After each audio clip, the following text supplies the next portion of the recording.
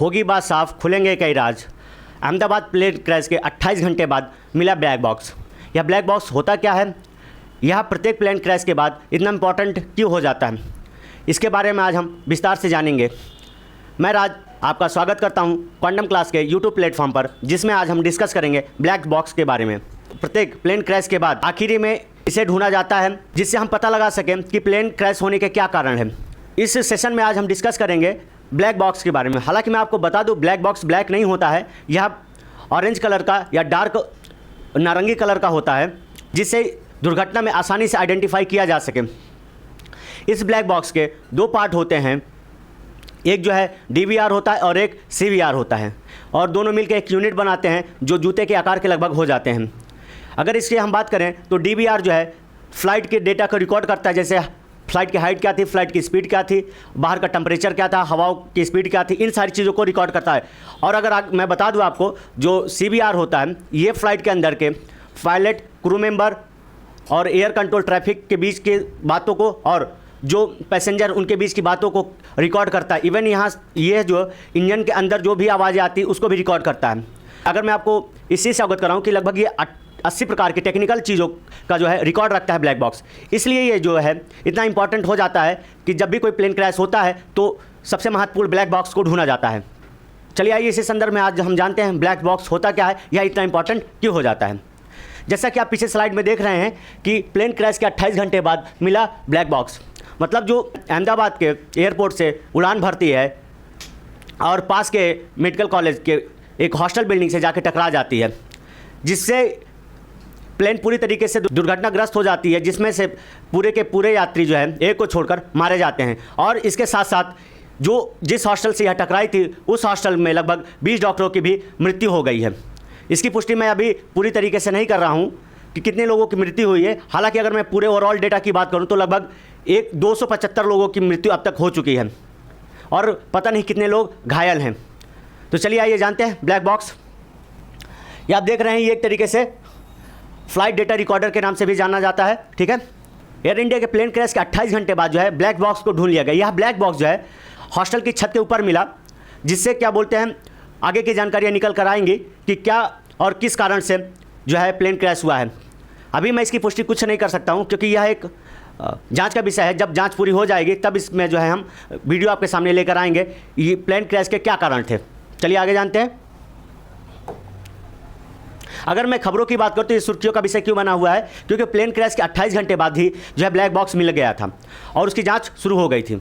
आप अगर एक नज़र इस पर डालें तो black box of air India flight recovered from roof top of building it hits, मतलब जहाँ पर ये टकराया था जिस हॉस्टल की बिल्डिंग से, उसी के छत पर जो है ब्लैक बॉक्स मिला है। दूसरी बात करें, Ahmedabad plane crash finding black box in 28 hours significant says government. मतलब ये बहुत महत्वपूर्ण हो जाता है ब्लैक बॉक्स को ढूंढना कि किस कारण से जो है प्लेन क्रैश हुआ है, क्या कारण थे इसके, क्या है प्लेन क्रैश का सच मिला ब्लैक बॉक्स।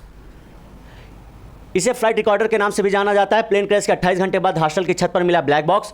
खुलेंगे कई राज, कॉकपिट और पायलट के बीच क्या बातचीत हुई, इन सारी चीज़ों के बारे में। कॉकपिट का यह मतलब है कि एक तरीके से माइक्रोफोन लगा होता है जो हर प्रकार की आवाज़ों को रिकॉर्ड करता है, जैसे इंजन, पायलट और क्रू मेंबर के बीच का डिस्कशन, पायलट को पायलट और एयर कंट्रोल ट्रैफिक, और साथ ही साथ उनके बीच की सारी बातों को यह रिकॉर्ड करता है और फिर इसे जो है ब्लैक बॉक्स में जाके रिकॉर्ड कर देता है। मतलब ये ब्लैक बॉक्स जो है ऑटोमेटिक काम करता है और आखिरी के 2 घंटे की जो डिटेल है ये रिकॉर्ड करके रखता है अपने पास। क्या है ब्लैक बॉक्स, यह 2 प्रकार के होते हैं, फ्लाइट डेटा रिकॉर्डर FDR और कॉकपिट वॉइस रिकॉर्डर CVR। दोनों मिलकर एक जूते के डिब्बे के आकार की यूनिट बन जाते हैं। ब्लैक बॉक्स हवा की स्पीड, ऊंचाई, हेलीकॉप्टर की स्पीड और फ्यूल फ्लो जैसी करीब 80, यहाँ पर आप महत्वपूर्ण चीज़ को ध्यान दीजिएगा, 80 तरीके के टेक्निकल डिटेल को यह रिकॉर्ड करता है। ये 1 दिन तक की डिटेल को स्टोर कर सकता है, मतलब यह लगभग 1 दिन की जो डिटेल उसे भी स्टोर कर सकता है। ये अल्ट्रासोनिक पल्स भी भेजता है ताकि ये आसानी से डिटेक्ट किया जा सके। गहरे पानी के भीतर से भी यह लगातार 30 दिन तक हर सेकंड पल्स भेज सकता है। मतलब अगर यह समुद्र की गहराई में भी चला जाए, जिसमें लगभग 20,000 फीट के नीचे भी अगर यह रहे, तो यह लगभग 30 दिन तक पल्स या सिग्नल्स भेजते रहता है कि इसे आसानी से डिटेक्ट किया जा सके कि ब्लैक बॉक्स कहाँ पर है।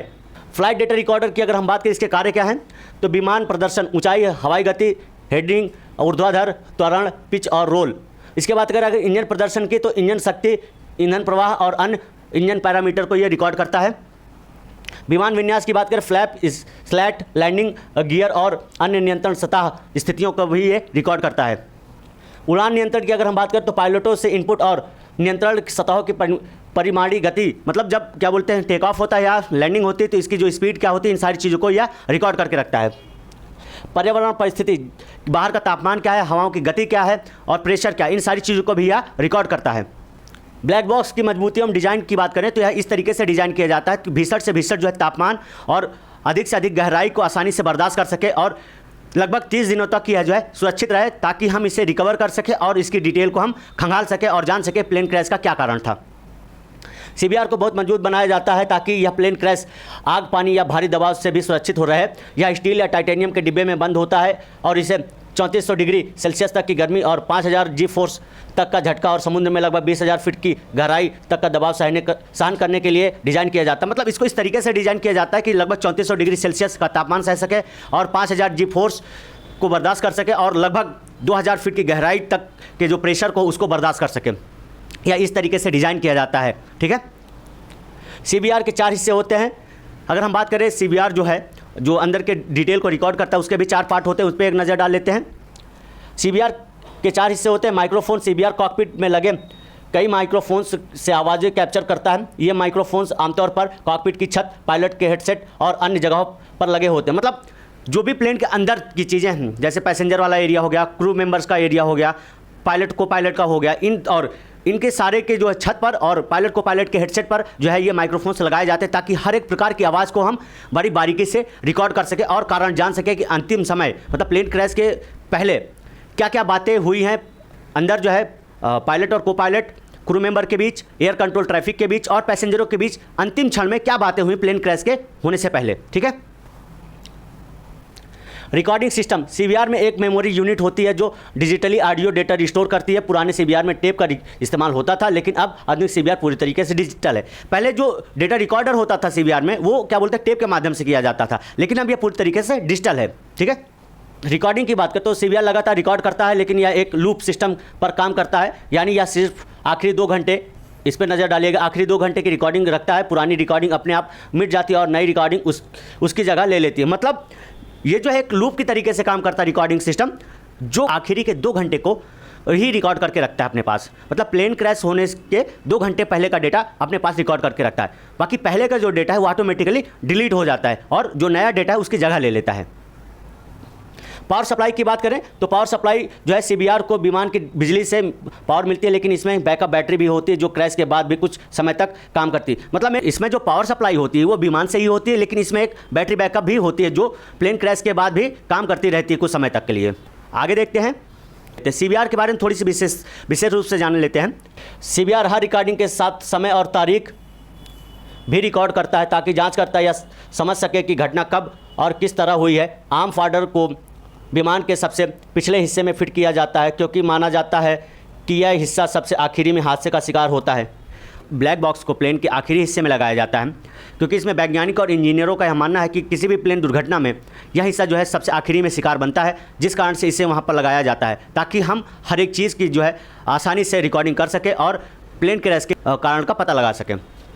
आखिरी में हम उनको भावभीनी श्रद्धांजलि देते हैं अपने क्वांटम परिवार की तरफ से, जिन लोगों ने प्लेन क्रैश में अपनी जानें गंवाई हैं, और साथ ही साथ उनके परिवार को यह जो है अपार दुख सहने की साहस और शक्ति प्रदान करें। मिलते हैं अगले वीडियो में, तब तक के लिए धन्यवाद।